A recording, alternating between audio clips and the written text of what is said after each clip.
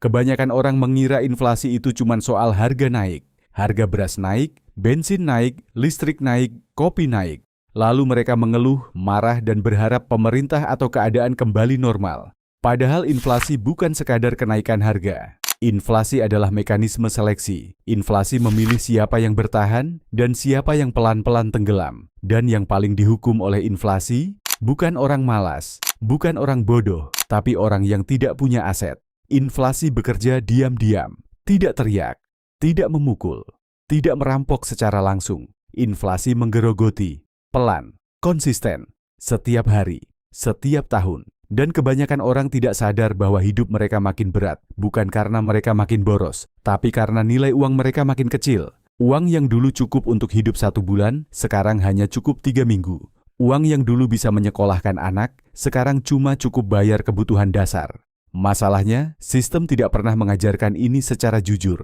Orang diajari kerja keras, disuruh rajin, disuruh hemat, disuruh nabung. Tapi jarang ada yang bilang bahwa dalam sistem ekonomi modern, menyimpan uang tunai terlalu lama adalah bentuk kekalahan yang sopan. Kamu tidak miskin karena kamu gagal. Kamu miskin karena kamu berdiri diam di lintasan yang terus bergerak.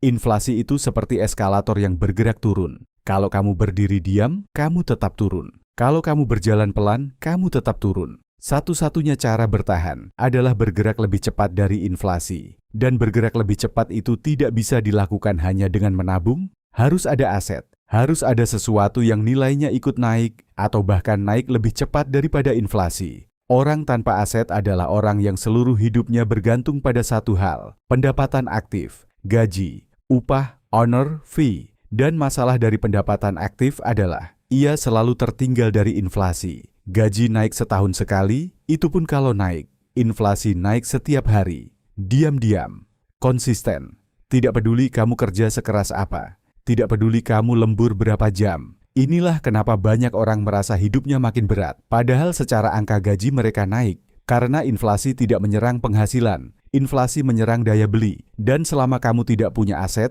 kamu selalu berada di posisi yang kalah. Kamu bekerja untuk uang, tapi uang yang kamu kejar nilainya terus menyusut. Aset bekerja sebaliknya. Aset adalah sesuatu yang nilainya bisa bergerak mengikuti inflasi, atau bahkan melampauinya. Ketika harga naik, aset ikut naik. Ketika uang melemah, aset justru terlihat makin mahal. Inilah kenapa orang yang punya aset sering terlihat tidak terlalu terdampak inflasi. Bukan karena mereka kebal, tapi karena posisi mereka berbeda. Mereka berdiri di sisi yang menguntungkan. Inflasi menghukum orang tanpa aset dengan cara yang sangat kejam tapi rapi. Kamu dipaksa bekerja lebih keras hanya untuk mempertahankan standar hidup yang sama. Bukan untuk naik, tapi hanya untuk tidak jatuh. Kamu merasa capek tapi tidak maju, merasa sibuk tapi tidak kaya, merasa bertanggung jawab tapi tetap tertekan. Itu bukan salahmu, itu desain sistem. Masalahnya, banyak orang bahkan tidak sadar bahwa mereka sedang dihukum. Mereka mengira hidup memang seharusnya berat. Mereka mengira capek itu normal. Mereka mengira stres keuangan itu takdir. Padahal yang terjadi adalah, mereka hidup tanpa aset di dunia yang terus terinflasi. Itu seperti berenang melawan arus tanpa perahu.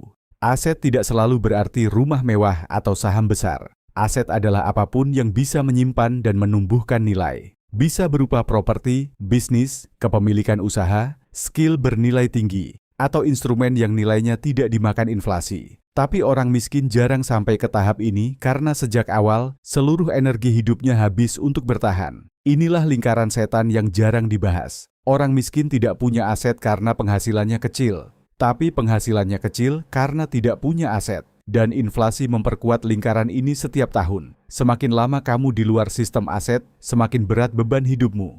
Semakin berat hidupmu, semakin kecil ruang untuk berpikir jangka panjang. Inflasi juga menciptakan ilusi berbahaya. Orang melihat saldo tabungannya naik, lalu merasa aman. Padahal secara nilai real, uang itu mungkin stagnan atau bahkan turun. Kamu merasa punya lebih banyak uang, tapi uang itu bisa membeli lebih sedikit barang. Ini adalah kebohongan yang paling halus. Angka naik, nilai turun. Orang yang punya aset melihat dunia dengan cara berbeda. Mereka tidak terlalu panik ketika harga naik, karena mereka tahu aset mereka ikut naik.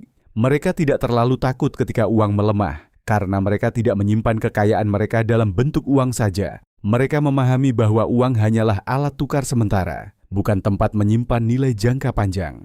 Inflasi mengajarkan satu pelajaran keras. Uang tunai adalah alat transaksi, bukan alat penyimpanan kekayaan. Dan siapapun yang memperlakukan uang tunai sebagai tempat berlindung jangka panjang akan dihukum perlahan. Tidak hari ini, tidak besok, tapi pasti. Banyak orang berkata, saya belum bisa punya aset karena gaji saya kecil.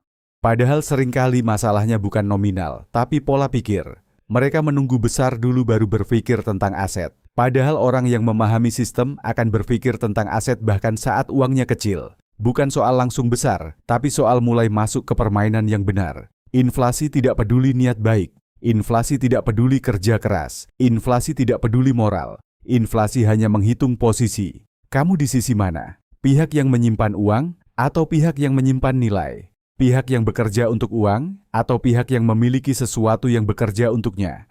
Setiap tahun kamu tidak punya aset, itu bukan tahun netral, itu tahun rugi. Walaupun kamu merasa hidupmu baik-baik saja.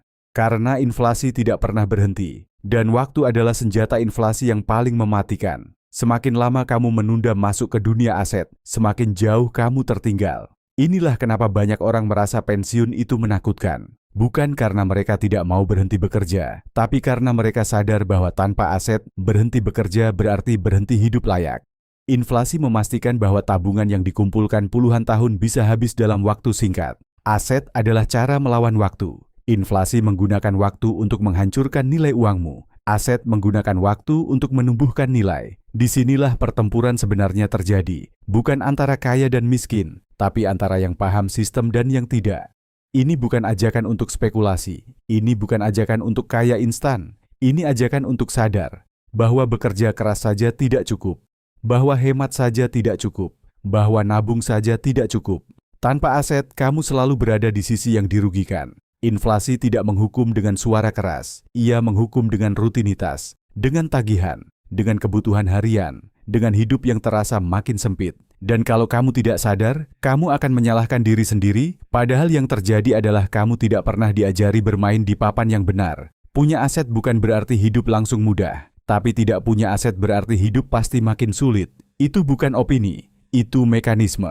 Dunia ini bergerak dengan cara seperti itu. Dan semakin cepat kamu sadar, semakin besar peluangmu untuk keluar dari posisi yang terus tertekan. Inflasi akan terus ada. Sistem tidak akan berhenti. Harga tidak akan turun ke masa lalu. Yang bisa berubah hanya posisimu di dalam sistem itu. Apakah kamu terus menjadi orang yang dikejar inflasi atau orang yang bergerak bersamanya? Inflasi menghukum orang yang tidak punya aset. Bukan karena mereka pantas dihukum, tapi karena mereka berdiri di tempat yang salah. Dan kabar baiknya, posisi bisa diubah. Tapi hanya kalau kamu berhenti menghibur diri dengan bertahan, dan mulai berpikir tentang membangun sesuatu yang nilainya hidup.